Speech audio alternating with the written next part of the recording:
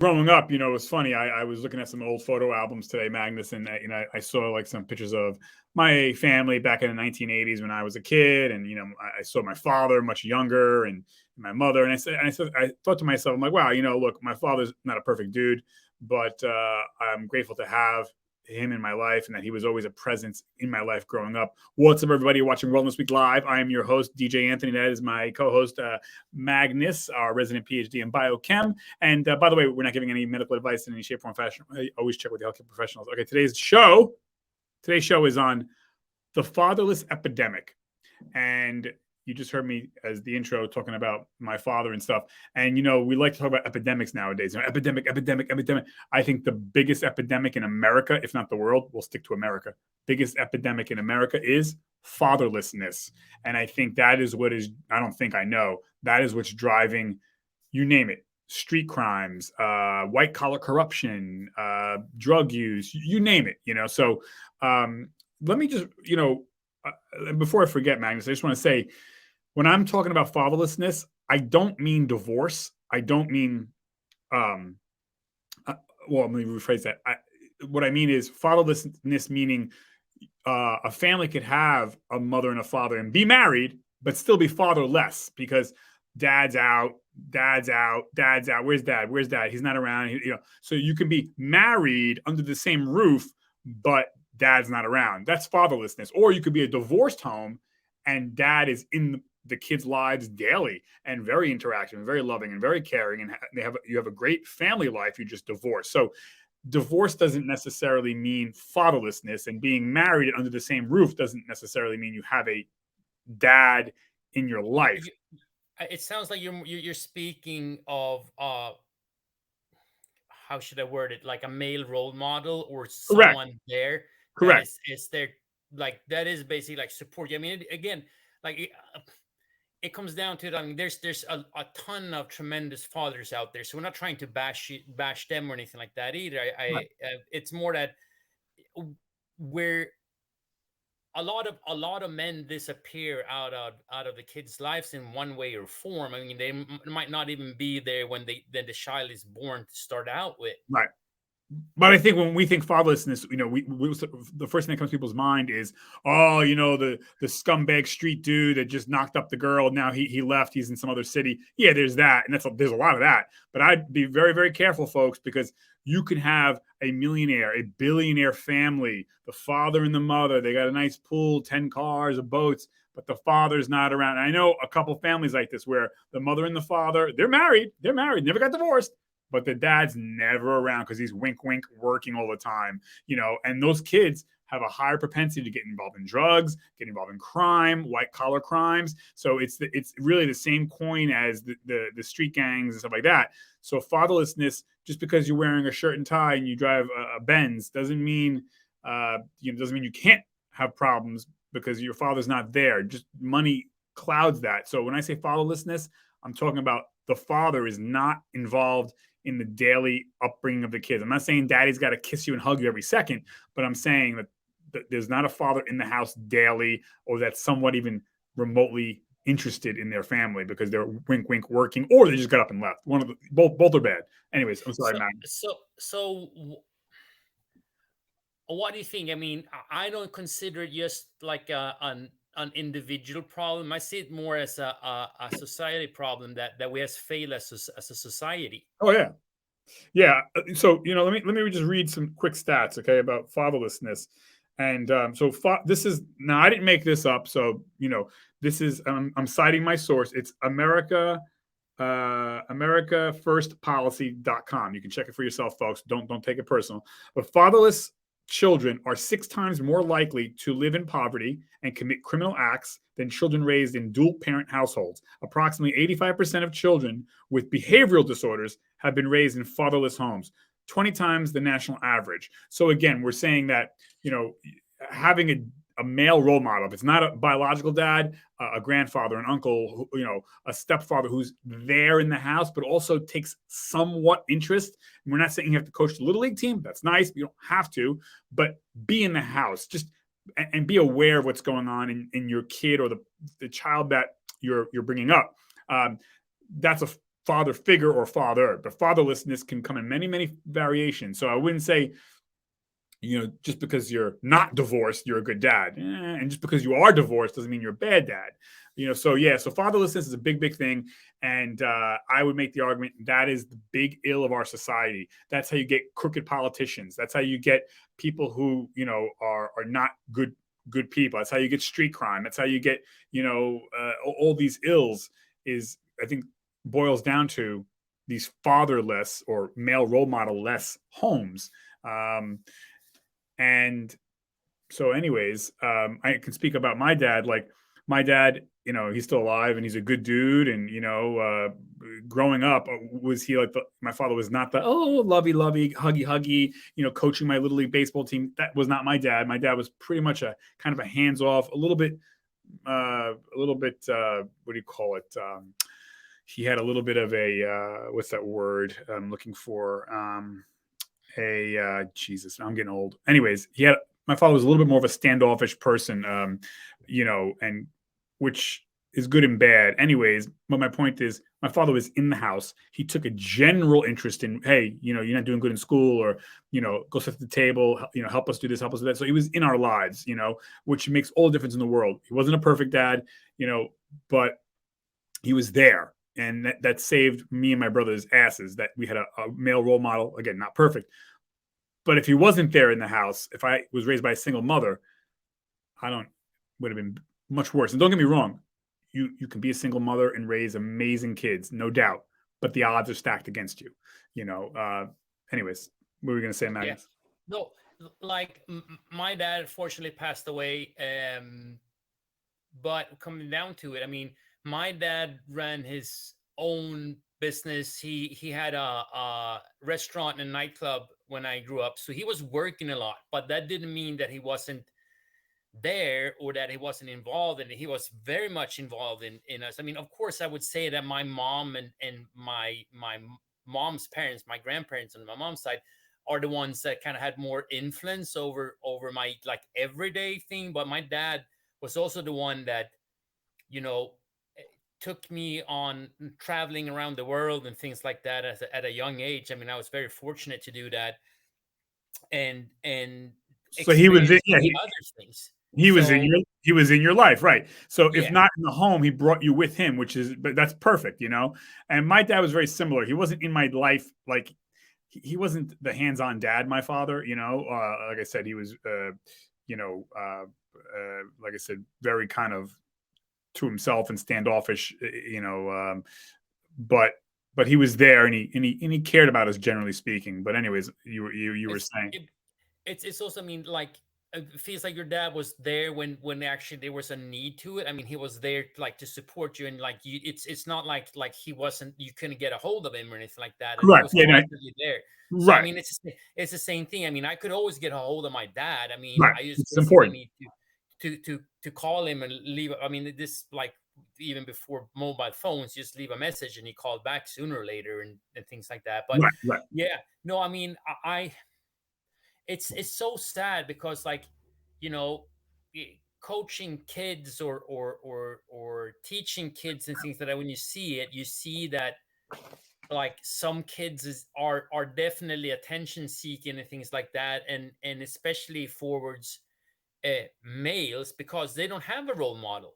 So I think that's what is so important, that if you are a teacher or a coach or whatever it is, even if you're not a child's father, you can still be a role model for them. 100%, and I would, and I'm not saying, by the way, this is kind of funny, and I don't mean haha funny in a comedic way, but my father was an orphan, no mother, no father, and my father turned out fine. He wasn't a war criminal. He's not a bad guy, but that's the exception to the rule, Yeah. like, and yeah, so it's if you want to stack odds, it's all about stacking odds. And I would say to any man out there, if you are not in your kid's life, like you ran, or you're not around, or your ex-wife or girlfriend doesn't want you to be in the life, fight for your son, your daughter. You have rights, and even though maybe you're not been around lately or a long time, your life is not over. You can always tomorrow's a new day. You can take it slow. Your kids probably don't want to hear from you, but eventually, if you keep on trying, you will have some level of reciprocation back. It's so if you haven't been in their life in 10, 20, 30 years, it's never too late. Um, you know, It's the same thing. Like you you don't expect a stranger that you just met to be super close overnight, right? That it just changes overnight. And it's the right, same thing. I mean, you're already down like negative to right, start out with, so it right, takes time to build up. I mean, there's there's trust that has been broken that needs to get rebuilt. I mean, hundred and percent. there's also like having an understanding and also explaining like if there was a reason or whatnot. I mean, it could be the like any type of reasons. I was immature or Whatever. whatever, but Yeah, it's just like being honest. I mean, like just because a kid is younger and like they do understand a lot, yeah, so yeah, yeah. And I mean, women typically don't cut and run or not in their kids' lives. But I would also say it's more so. And if you talk to anybody that's in law enforcement, and I have a lot of people that I know in my life, and I have family there in law enforcement. And actually, I did an internship at our local prison when I was in college. I was interested in getting into, uh, law enforcement. And one of the things that 99% of criminals have in common: no dad, no dad, no dad, no dad, no dad. And if they had a dad, the dad was barely around. So that's a common thread. Not that obviously you can be a criminal and have a mom and dad, but I'm just saying, again, I think it's more tricky though, where if dad's in the house or around, does the father care about the kids? Like, is the father interested in the kids? And anyways, it's very sad. But it doesn't I have want to to be. I want to add something to that too. I mean, and I think here's a problem that we've this talked about before. It's also nowadays like you some parents are basically just parents that it's almost feels like on paper because they're not really parenting their kids. They're letting the phone or the video games or the iPad or the computer do a lot of parenting. They're just sitting the kids in front. And I think that this problem might get even worse because now we have a generation that is getting brought up and parented by the internet and by computer and phones. Yeah, 100%. So so I think it's important, like if you're at least thinking or planning on having kids, you really need to like understand the commitment before you actually like get there, Well, and not being, oh, it was an accident. funny Like, you mentioned that. Yeah. yeah, so Go so ahead. I think that is I mean, like taking the responsibility. I mean, if you're and especially like if you're having sex, if you're having unprotected sex, like you need to be ready to become a parent, Yeah. Well, like good luck. straight up. But you see, That's most guys, we put most of the responsibility on a woman. But most guys, they don't want to wear a condom. They don't want to wear, they don't want to buy a pack of condoms that cost maybe $3. But they got money for liquor. They got money for sneakers. They got money for the latest iPhone. They got money for some, drugs. They got money for watching Netflix. But they don't got money to buy a $3 pack of condoms. You don't got that. So yeah, but that's also another thing is like if you're having a steady partner and you're planning on having kids, I think it's important that you also have the conversation before you might have a kid. It's like, what are your views on parenting? I mean, yeah, like how are we going to parent a kid together? I mean, you might not know, but maybe you should at least talk about it so yeah, you're somewhat on the same page, because I do see a lot of problems with that parents did not talk it through, and their views on parenting are completely the opposite. So they're fighting, and they're not definitely not helping their kids. yeah, So 100%. Yeah. I mean, there's so many nuances and minutiae in what you just said. Yeah, I agree with you. But you have to really, again, nobody does this because we're all, watching Hollywood movies and I'll get married and have kids and everything will be just great. And I'm guilty of that too, by the way. So, but yeah, it's you're 100% right. Talk about all this stuff. But, dude. And then, by the way, someone can say, oh, well, yeah, I believe I should really be involved in my kid's life. And the husband or wife says the same thing. But what does that actually mean? Like, Yeah. how does that break down minute per minute in a day? You really Yeah. got to. And anyways, I guess the basic thing I would say is, if you can, fathers, be involved in your kids' life weekly with a conversation, or how's school going, or even though they don't want to hear from you, but show that interest. That means everything. And that's kind of just a general thing I would say. Don't be too. And I'm, by the way, I'm a father, and I raise a son, and I look back and I said, wow, I think I speak for a lot of fathers and mothers out there, but I wish I would have done that different. I wish I would have done this different. I wish I would have, said this more. I wish I would have said I loved you more. I wish I would have hugged my Yeah. son more. Not to go down this rabbit hole, but you, for most, not to get into my situation, but for most people, it's never too late. It's never too late to say to your daughter or son, hey, I love you. Oh, Dad, that's weird. You've never said that before. It's never too late. It's never too late to show, or if you're estranged from your children, it's never too late to send a birthday card. Like, they're going to throw it out, but don't worry about it. Muscle through. It means everything. And again, this is why people join gangs. This is why people get involved in crazy shit, because they need that. To your point too, like you talk about coaching and stuff like that. Like, I coach some of these kids, and I can tell what boys, or girls, or in this case boys, or girls, yeah, like, don't have a father in their life or whatever. You can tell, like, and it's heartbreaking. Like, by the way, I would also say, if you're any man watching this, uh, if you can become a volunteer big brother. I did this when I was in college. You commit for a year, and you got to go through a background check and whatever. You go through some training, but it was so rewarding. Like, I was a big brother to this little boy who's probably in his 30s now. His name is Jason, and we've lost touch over the years. But back in 1997, I was a big brother, and once a week, you commit to meeting once a week for a minimum of an hour. And I would take him to go get pizza, go roller skating, whatever. And he didn't have a father, or a father in his life, and it was, I wonder where he is and how he's doing now. I don't know. I don't know his last name, but anyway. Jason, if you're watching this, reach out to Anthony. Yeah, who knows, right? He's got to be in his mid-30s now. But I hope I made some little tiny difference in his life, and he really enjoyed our time, and I enjoyed our time too. But my point is, we don't have to just throw up our hands and be like, oh, no. If you're a coach out there or whatever it is, you can get involved, and you can be a father to not only your own kids, but to other kids, even if they have dads, right? Magnus, you're an athlete, I'm an athlete, and we both went to schools. When we think about you need more than just a mother and a father.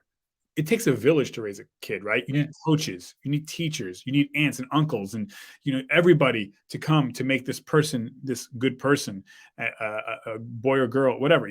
Anyway, so but it's crazy that you mentioned that, because I remember some of our, like, younger players, when I was kind of like starting to get like phased out from football and stop playing, and like, of course, start coaching more. But I have like some of my like former teammates or players, they actually have said as, oh man, you were a good influence on me. It's like not saying that I was like a saint, father figure, but more like like a little bit like a big brother, like 100%. you kind of trying to push them a little bit in a direction that away from at least stupid stuff, and hopefully they end up like doing certain things right in life, which they did. Which is, I'm like looking back at it, I'm super happy that, I mean, I didn't even know until like they told me several years after. So it's pretty funny that way too. Yeah, it's funny too when I coach. I coach a lot of times in different inner cities. But again, you can have a father issue and be a billionaire too. But my point is, boys and girls, they want a mother figure, and they want a father figure. They want to be disciplined. They want someone to coach them. I'm not saying I'm not saying to punish them and stuff like that, but they want to be like encouraged and shown structure, all of us when we're children want that. We thirst for that, and that's a form of love, saying like, hey guys, like when I'm coaching, I'm like, hey, let's go. We're going to line up. Everyone line up now. That's a show of assertion, but it's a show of I care. I'm not demeaning anybody. I'm not cursing at them, but Tough love. right. Children want that structure, and hey, Yeah. good job, good job, good job. Hey, next time I tell you to line up. Okay. You did a good job. Like kids want that, and they want to be praised, and they want the structure. They want that strong male role model or male role model essence. I also, not to go down this rabbit hole, but even if it's a same-sex marriage, you have two mothers or two fathers, that's fine too. I mean, you have people who we all have, no matter who you are, we all have those seats, those roles that we play, and kids want that, from their parents, whether again be a gay couple, heterosexual couple, a blended family where your grandfather is in the role of the father or whatever, or again, you have two mothers and the mother is playing that role, not playing the role, but being that role. That's fine too. So, big shout out to all the same-sex marriages out there too. Those kids want, what I'm saying is they want that structure. They want that father role, the mother role, and however that role comes, that's fine. It could be grandpa. It could be, Role. what's that? The parent role. Parent role. That could be two moms, two dads, a grandparent, and the mother, whatever it is. But boys and girls thirst for that, and we have this fatherless society essentially. And by the way, say what you want of former President Barack Obama, and I'm not going to get into politics, but he started a thing called My Brother's Keeper, and he knew, case closed. He knew that is the big problem in our country, especially in our inner cities. And shout out to President Obama for, again, you can say what you want about him, but I think that is probably the greatest thing this former president has ever done, is start My Brother's Keeper. And you can go on obama.org and, donate to that, be part of that. He saw the need. He understands that that's the greatest epidemic in our country is fatherless homes. And so it's not my opinion. That's Barack Obama, started My Brother's Keeper. So big shout out to our former pres on that one. But anyway, so that's all I got to say, folks. I don't know. It doesn't have to be this way. We can all change it. We can all, whether you're a father or mother or not, whatever, we can help our communities out by volunteering, by being part of, I have nieces and nephews, my nieces and nephews, they have a father and a mother, and, they're good parents. But again, it takes a village. It takes uncles too. It takes aunts. It takes grandparents. Like I tried to reach out to my nieces and nephews, take them out for lunch, or stop by, or little things like that. Like I wish my uncle would have taken an interest in my life growing up. He didn't. Not that wasn't devastating, but I said, wow, how cool would it have been if I only had one uncle through marriage. I didn't have any other uncles. But I was like, well, that would have been nice if my uncle took an interest in me, but I don't think I ever even had a conversation with this dude, anyways, it is what it is. And he was definitely not a good father to his kids too. But it takes a village, my grandfather was there. He was, good guy and all. And anyways, so anything else, Magnus, you wanted to add before we wrap up? No, it's super, super important topic. And I think that, like, we as a society need to get better, and we as individuals can step up and help kids.